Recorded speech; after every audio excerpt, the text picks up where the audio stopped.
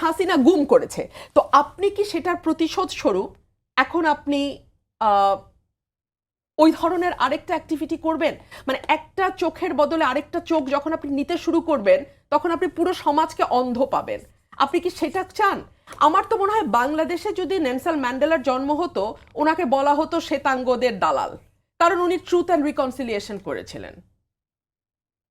মানে আমি জানি না, আমরা এত অসহিষ্ণু, এত প্রতিশোধ পরায়ণ এবং এত ক্ষুদ্র ক্ষুদ্র স্বার্থে, নিজেদের ছোট্ট ছোট্ট ব্যক্তিগত স্বার্থে, ইউটিউবের কিছু পয়সা কামানো, কিছু ডলার কামানো, কিছু বেশি ভিউ হলে কিছু পয়সা আসবে, এত নিচে নামা আমার মনে হয় না পৃথিবীর আর কোনো জাতি। আমি না অনেক গরিব দেশে গেছি, আমি আফ্রিকার অনেক দেশে গেছি, আমি ভুটানে গেছি, ভুটান কিন্তু খুব দরিদ্র দেশ, ভুটান কিন্তু খুব পয়সাওয়ালা দেশ না, কিন্তু আমি এত অসভ্য জাতি কোথাও দেখি নাই। আমাদের একটা কালেকটিভ অসভ্যতা আছে, এই কালেকটিভ অসভ্যতা আমি পৃথিবীর কোথাও দেখি নাই।